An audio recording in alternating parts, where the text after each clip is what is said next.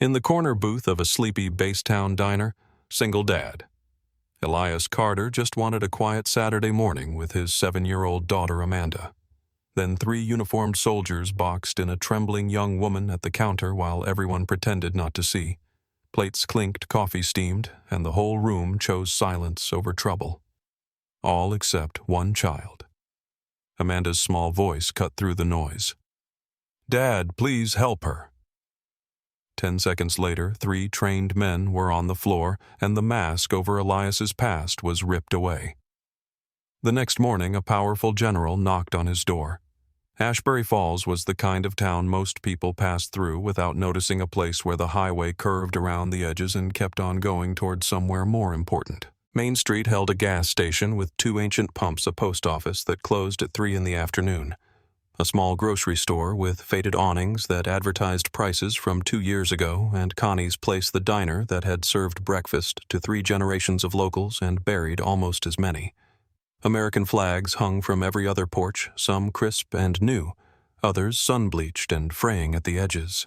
Recruitment posters lined the windows of the barber shop, their slogans promising adventure and purpose to young men and women who dreamed of escape. The town lived in the shadow of Fort Ashbury, a military installation that sprawled across the eastern hills like a concrete fortress, its perimeter marked by chain-link fences and guard towers that watched the roads day and night. Soldiers came and went. Some stayed long enough to marry local girls and settle into small houses with picket fences. Others disappeared into deployments and never came back. Their names added to the memorial wall outside the post office. The people of Ashbury Falls had learned long ago not to ask too many questions about what happened behind the gates of the base, not to pry into the lives of men and women in uniform, not to make assumptions about the scars they carried or the silences they kept. Connie's Place sat at the edge of downtown, its neon sign flickering in the early morning light. Inside, red vinyl booths lined the walls, their seams cracked and patched with duct tape. The counter was stainless steel scratched from decades of coffee mugs and dropped silverware. Framed photographs of local soldiers hung on the walls, some smiling in dress uniforms, others frozen in black and white memories. A few frames bore small plaques that read, "In memory of." Constance Louisa, the owner, was a woman in her late 50s with silver hair pulled back in a tight bun. She knew every regular by name, every order by heart, and every story the town tried to forget. The radio in the corner played soft country music, and the smell of bacon grease mixed with the bitter tang of coffee that had been sitting too long on the burner. Elias Carter was 38 years old, though some days he felt twice that, as if he had lived multiple lifetimes, and was now stumbling through the aftermath. His hair was dark and cut short in a style that suggested military discipline, even years after he had left the service, his jaw covered with a few days of stubble that never quite became a beard, because he could not stand to see his face in the mirror long enough to let it grow. Dark circles shadowed his eyes, evidence of nights spent staring at the ceiling instead of sleeping, listening to sounds that were not there, seeing faces in the darkness that belonged to people long gone. He wore a faded flannel shirt over a white T-jeans that had seen better years and were worn thin at the knees, and work boots scuffed from construction sites and dusted with sawdust that never quite came out of the laces. His hands were calloused rough from years of manual labor, scarred in places he never explained when people asked. There was a long mark across his left forearm that disappeared under his sleeve, another on his right hand between the thumb and forefinger. When he sat, he always chose seats facing the door, his back never to an entrance, his eyes constantly scanning for exits and threats that existed only in his mind. It was a habit he could not break, no matter how many years had passed since he left that life behind, no matter how many therapists had told him he was safe now. He worked for a small construction company on the outskirts of town, a family-owned business that asked few questions and paid in cash when times were tight. He framed houses and fixed roofs, poured concrete and hung drywall, the kind of honest hard work that left his body aching and his mind too tired to wander into dangerous territory. The pay was enough to cover the mortgage on the small wooden house he and Amanda shared at the edge of Ashbury Falls, a 2-bedroom place with peeling paint and a porch that sagged in the middle but had a view of the woods that felt on good days like peace. He picked up side jobs when he could, repairing fences for elderly neighbors, patching drywall for landlords too cheap to hire professionals, anything to keep the lights on and food on the table, and his daughter's life stable in a way his own had never been. His co-workers sometimes asked if he had been in the military. The way he moved, economical and precise. The way he scanned a room when he entered it, cataloging people and exits and potential threats, the efficiency with which he worked, never wasting emotion, never making a mistake. It all pointed to something more than a civilian past. Elias always deflected with a shrug and a vague answer. That was a long time ago, he would say, and change the subject to the weather or the game on Sunday, or anything else that would move the conversation away from who he used to be. Amanda Carter was 7 years old, bright-eyed and curious in the way children are before the world teaches them to be cautious, before they learn that some questions are better left unasked, and some injustices are easier to ignore than to fight. She had her father's dark hair, which fell in waves she was constantly pushing out of her face, and a smile that could disarm anyone, even the grumpiest teachers at her elementary school. She carried a stuffed rabbit everywhere, a floppy-eared creature with button eyes and fur worn soft from years of hugs and whispered secrets. Its name was Mr. Hops, a name she had given it when she was 3 and had never seen fit to change. She was the kind of child who noticed things, who saw the world with the clarity that comes before cynicism sets in. She noticed when her classmates were sad, when the lunch lady was having a bad day, when her father's smile did not quite reach his eyes. She asked questions adults wished she would not ask, questions about fairness and kindness, and why people sometimes chose to be cruel when it would be just as easy to be good. She felt the weight of injustice even when she did not have the words to name it, and it made her angry in a way that was pure and uncomplicated by the compromises adults made to survive. To Amanda, her father was a hero, though she did not know why. She only knew that when other kids talked about their dads, fathers who worked at the bank or managed the grocery store or fixed cars at the garage on Main Street, none of them seemed quite as strong, quite as steady, quite as safe as hers. She had asked him once if he had ever been in a fight, and he had hesitated before answering. A long time ago, he had said, "But that's not who I am now." She had accepted that answer the way children do, filing it away with all the other mysteries of adulthood she would understand someday. Every Saturday morning at 8:15, without fail, Elias and Amanda walked into Connie's place and sat in the same booth by the window, the one with the crack in the vinyl seat and the view of Main Street. It was their ritual, the one part of the week that felt normal, untouched by the ghosts that followed Elias through his days, and the questions Amanda was learning not to ask. Amanda ordered chocolate chip pancakes with extra whipped cream, a mountain of sweetness that Constance always indulged with a wink and a knowing smile. Elias ordered black coffee and scrambled eggs. No toast, the breakfast of a man who ate for fuel rather than pleasure. Amanda would chatter about school, about the book she was reading, about the drawings she had made in art class that her teacher had hung on the wall. Elias would listen, his coffee growing cold in his hands, grateful for the sound of her voice pulling him back from the places his mind wanted to wander, the dark corners where memories lived and waited. Sometimes she would pause mid-sentence and study him, her head tilted to one side, and ask if he was okay. Always he would smile and say yes, and usually she would believe him. On this particular Saturday, the diner was busier than usual. A few older couples sat in their usual spots reading newspapers and sharing plates of hash browns. A truck driver named George Henry sat at the counter working his way through a plate of biscuits and gravy. A middle-aged couple, William and Audrey, occupied a booth near the back, speaking in low tones. Constance moved between tables with a pot of coffee, refilling mugs and exchanging pleasantries. The morning felt ordinary, predictable, safe. Then the door opened and a young woman in uniform stepped inside. Her name was Astrid Larissa Quinn, though no one in the diner knew that yet. She was 24 years old, her hair pulled back in a regulation bun, her face pale and drawn despite the careful application of makeup meant to hide the exhaustion. She wore her uniform with precision, every crease sharp, every button fastened. The name tag on her chest read, A.L. Quinn. She moved to the counter and sat on a stool near the end, her back slightly hunched as though she were trying to make herself smaller, less visible. She ordered black coffee and a piece of toast, the cheapest items on the menu, and opened a small technical manual she had brought with her. Her hands trembled slightly as she turned the pages. Elias noticed her immediately. Not because she was in uniform, Fort Ashbury personnel came through Connie's place all the time, but because of the way she held herself. He had seen that posture before in men and women who were waiting for the next blow to fall, who had learned that safety was an illusion and silence was survival. Her phone buzzed on the counter. She glanced at the screen, her jaw tightening, and turned it face down without answering.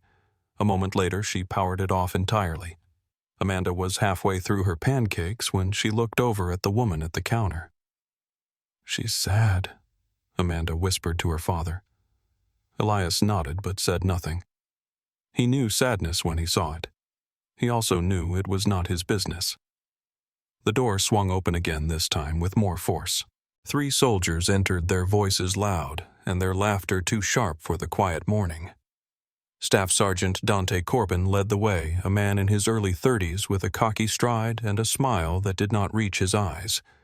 Behind him came Corporal Enoch Flynn, built like a linebacker, and Private Leon Otis, younger than the others, his expression uncertain. They were off-duty wearing unit T-shirts and jeans instead of fatigues, but they carried themselves with the swagger of men who believed their authority extended beyond the base. Dante spotted Astrid at the counter and his smile widened. He nudged Enoch and jerked his chin in her direction. The 3 of them moved toward her, their steps deliberate, and took positions around her like wolves circling prey. Dante slid onto the stool next to her, too close, invading her space. Enoch stood behind her, blocking the path to the door. Leon lingered a few feet away, his hands in his pockets, his eyes flicking nervously between his companions and the rest of the diner. "Morning, Quinn," Dante said, his voice carrying across the room. "You ignoring your friends now?" Astrid did not look up from her book. "I'm just trying to have breakfast," she said quietly. Dante leaned in closer. "That's not very friendly. We heard you've been talking to people, making complaints. That's not how we do things in the unit, is it?" The diner had gone quiet. Conversation stopped mid-sentence. Forks hovered over plates. George Henry glanced over from the counter, then quickly looked away. William and Audrey stared down at their food. Constance stood by the coffee pot, her knuckles white around the handle, weighing whether to intervene, and knowing the cost of getting involved with military business. Elias's hand tightened around his coffee mug. His eyes moved over the scene, cataloging details. The positions of the 3 men, the exits, the woman's body language, the way her shoulders had gone rigid, her breathing shallow. Amanda had stopped eating, her fork resting on the edge of her plate, her wide eyes fixed on the counter. Dante reached out and knocked Astrid's book off the counter. It hit the floor with a slap. When she bent to pick it up, Leon stepped forward and placed his boot on top of it. "Come on, Quinn," Dante said, his tone mocking. "You're making this harder than it has to be. Just admit you made a mistake. Take back the complaint. Everyone moves on." "Let go of my book," Astrid said, her voice breaking. Dante laughed. "Or what?" Enoch reached out and touched her shoulder, his hand heavy and possessive. She flinched. "I'm asking you to leave me alone," she said louder now, desperation creeping into her voice. No one in the diner moved. No one spoke. The silence was thick, suffocating, complicit. Then Amanda's small voice cut through it. "Dad." Elias did not respond. His jaw was clenched, his body coiled tight as a spring. "Dad," Amanda said again, her voice trembling. She was looking at him now, her eyes filled with something he had not seen before. Fear, yes, but also faith, the unshakable belief that her father could fix this. "Please help her." The words hit Elias like a physical blow. He saw himself in that moment, not as the construction worker trying to forget, but as the man he used to be, the man who had sworn an oath to protect those who could not protect themselves. He saw the faces of the people he had saved and the faces of those he had failed. He heard the voice of every person who had ever said please, and the silence of those who never got the chance. He set his coffee mug down without a sound. "Stay here," he said to Amanda, his voice low and steady. "Don't move, no matter what you see." He stood and walked toward the counter. His steps were measured, unhurried, but there was something in the way he moved that made people turn and watch. Dante noticed him approaching and smirked. "This is none of your business, old man," he said. "Go sit down." Elias stopped exactly 3 feet away. "Let her go," he said. His voice was calm, almost conversational, but it carried the weight of finality. Dante's smirk widened. "Or what? You gonna cry about it? She asked you to let go. Do it." Dante stood, shoving his stool back with a scrape. He stepped into Elias's space. His chest puffed out and shoved him hard with both hands. Elias absorbed the impact without moving. His weight shifted perfectly to hold his ground. Dante swung a wide, looping punch meant to prove a point. Elias slipped inside the arc, redirected the arm, and drove his elbow into Dante's solar plexus. The staff sergeant's breath left him in a whoosh. Before he could recover, Elias swept his legs out from under him. Dante hit the floor hard, gasping his eyes wide with shock. Enoch lunged forward with a roar, reaching to grapple Elias from behind. Elias caught his wrist twisted sharply and redirected Enoch's momentum into the edge of the counter. The impact sent a jolt through Enoch's ribs, and he crumpled, clutching his side.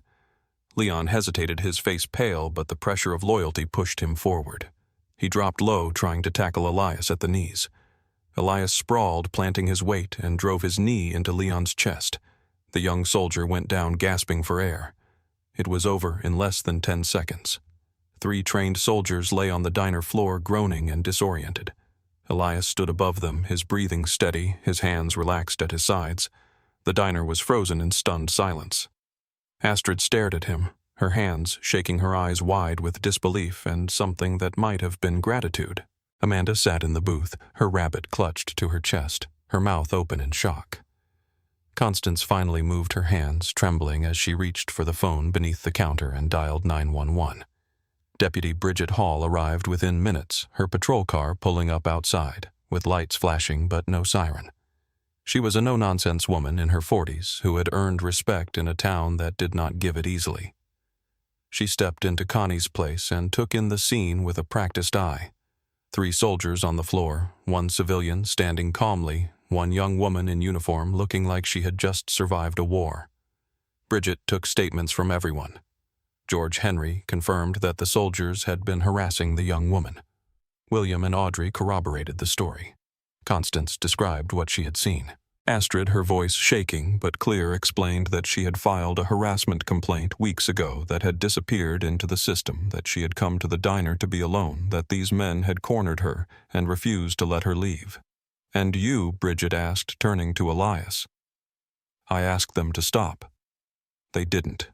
They pushed first. I reacted." Bridget nodded slowly. She had heard stories about Elias Carter whispers that he had been someone important once, someone dangerous. She had never believed them until now. Astrid reached into her pocket and pulled out her phone. She had turned it back on. "I recorded it," she said quietly. "I've learned to protect myself." She handed the phone to Bridget, who watched the video in silence. It showed everything. The harassment, the threats, Elias's intervention. "I'll need a copy of this," Bridget said, "and I'll make sure it gets to the right people." Astrid nodded. Then she did something else. She opened her email and sent the video to an address she had saved months ago. The recipient was Major General Archie Wilfred, a man who had once told her in a briefing she had almost forgotten, "If you ever see something truly wrong and no one listens, find me." She typed a short message. "Sir, this is Astrid Larissa Quinn. I filed a harassment complaint that disappeared. Today a civilian protected me. I think you need to see this." She hit send and felt for the first time in months a flicker of hope. That night Elias and Amanda sat at the small kitchen table in their wooden house on the edge of town. The house was quiet, surrounded by trees that whispered in the wind. Amanda poked at her dinner, her mind clearly elsewhere. "Are those soldiers going to jail?" she asked. "I don't know," Elias said honestly, "but they won't hurt anyone for a while. Did you get in trouble?" "No, sweetheart. I didn't." She looked up at him, her eyes searching his face. "Dad, were you a soldier?" Elias hesitated. "A long time ago." "Were you a good one?" He reached across the table and took her small hand in his. I tried to be. Later, after Amanda was asleep clutching her rabbit in the dim glow of her nightlight, Elias sat in the living room and stared at nothing. He thought about the missions he had run, the rooms he had breached, the people he had saved, and the ones he had lost. He thought about the promise he had made to himself when he left that life behind. No more killing, no more war, just a quiet life with his daughter. But sitting in Connie's place, hearing Amanda's voice, he had realized something. Some things were worth breaking promises for. At the same time, in an office on a military base 200 miles away, Major General Archie Wilfred sat at his desk and watched the video Astrid Quinn had sent him. He watched it 3 times, slowing it down to study the movements. The redirect at 3 seconds, the elbow strike at 4, the leg sweep at 5. Textbook, Tier 1. He recognized the signature. He pulled up personnel files, cross-referenced the location, and found the name he was looking for. Elias Carter, former Master Sergeant, Special Operations. Disappeared from the system after a series of Black Ops missions no one was supposed to talk about. Archie leaned back in his chair and made a decision. This was not just about a harassment case. This was an opportunity. The next morning, Elias was pouring coffee when he heard the sound of engines. He looked out the window and saw 3 black SUVs pulling into his driveway, moving in formation. Military police stepped out, their uniforms crisp, their expressions unreadable. Then the back door of the center vehicle opened and a man in a perfectly pressed uniform stepped out. His chest was covered in medals, his posture unmistakably that of command. Elias walked out onto the porch, his coffee still in his hand. The man approached, stopping at the base of the steps. "Master Sergeant Elias Carter," he said. "I go by Elias Carter now, sir," Elias replied. "Major General Archie Wilfred. I believe you've met one of my soldiers." He held up a tablet and played the video. Elias watched himself take down 3 men in 10 seconds. When it was over, Archie spoke. "Redirect at 03, elbow at 04, leg sweep at 05. Textbook Tier 1. You haven't forgotten a thing. What do you want?" Archie's expression softened slightly. "First, to thank you. You stood up for a soldier when the system failed her. Second, to ask for your help. I'm not that man anymore." Archie pulled a folder from his jacket and handed it to Elias. "There's a family, American contractor and his wife and daughter, taken hostage in a conflict zone overseas. If we don't move in the next 72 hours, they're gone. I need someone with your experience." Elias opened the folder. The photograph showed a little girl, maybe 8 years old, with bright eyes and a shy smile. "You have people for this. None as good as you." Behind them, the front door creaked open. Amanda stepped out, her rabbit in her arms, her eyes wide as she took in the soldiers, the vehicles, the man in the uniform. "Are you here because my dad helped that lady at Connie's?" Archie turned and knelt down to her level. "Yes," he said gently. "Your dad did something very brave. And sometimes when someone is that brave, we ask them to help again." Amanda looked at her father, then back at the general. "Is it dangerous?" "Yes." "Will he come back?" "I'll do everything I can to make sure he does." Elias closed the folder and handed it back. "I need time." 72 hours, Archie said. "After that we go, with you or without you." He left a business card on the porch railing and walked back to the SUV. The convoy pulled away, leaving Elias and Amanda standing in the morning light. The next 3 days were the longest of Elias's life, each hour dragging like a weight he could not set down. He went to work framing walls and hammering nails, his hands moving through familiar motions while his mind churned through scenarios and outcomes. His coworker George Henry noticed the distraction, the way Elias would stop mid-swing and stare at nothing, the way his jaw stayed clenched even during breaks. "You okay, man?" George asked on the second day, handing him a bottle of water. "Yeah," Elias said. "Just tired." George did not press, but his eyes said he did not believe it. At night, Elias sat on the porch and stared at the stars, the folder from Archie Wilfred open on his lap, the photograph of the little girl illuminated by the porch light. She looked so much like Amanda in some ways. The same bright eyes, the same hopeful expression that had not yet been crushed by the weight of the world. He thought about what would happen if he said no. The team would go without him. Maybe they would succeed. Maybe they would not. Maybe this little girl would die because he chose safety over responsibility, comfort over courage. And he would spend the rest of his life wondering if he could have made a difference. But if he said yes, he thought about all the ways it could go wrong. A bullet through the dark, an IED he did not see, a mistake in judgment that cost him everything. He thought about Amanda waking up one morning to learn that her father was never coming home, that he had broken his promise, that she was alone in a world that did not care about little girls without parents to protect them. He thought about the funeral, the flag folded into a triangle, the hollow words of gratitude from people who had sent him to die. On the second night, Amanda came out and sat beside him, her rabbit tucked under one arm, her bare feet swinging above the porch boards. "You're thinking about the girl, aren't you?" she said. "Yeah. She's scared, isn't she?" "Probably." Amanda was quiet for a long time, her head resting against his shoulder, her breathing slow and even. Then she said, "When those soldiers were being mean to that lady at Connie's, I was scared too. I thought maybe they would hurt her, and I thought maybe if I didn't say anything, it would be my fault. So I asked you to help.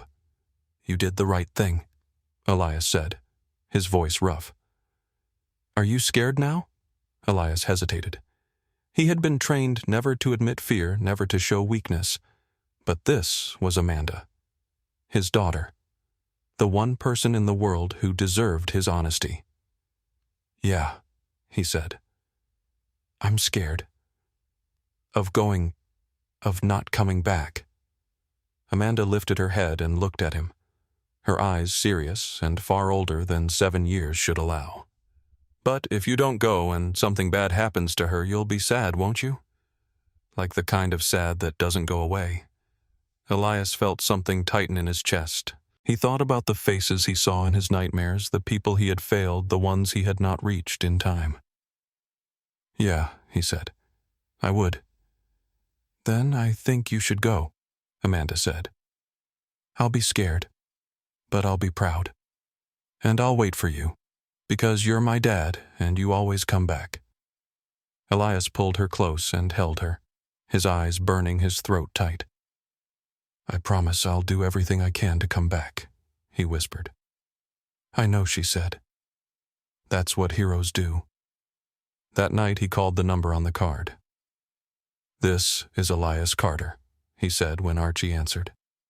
"I'll do it. 30 days. Then I come home to Amanda. We'll make every day count." 2 days later, Elias stood in a staging area at Fort Ashbury wearing tactical gear he had not touched in years. The vest fit differently than he remembered, heavier somehow, or perhaps he had simply grown used to the lightness of civilian clothes. The team was young, sharp-eyed, and confident, but they looked at him with a mixture of respect and skepticism.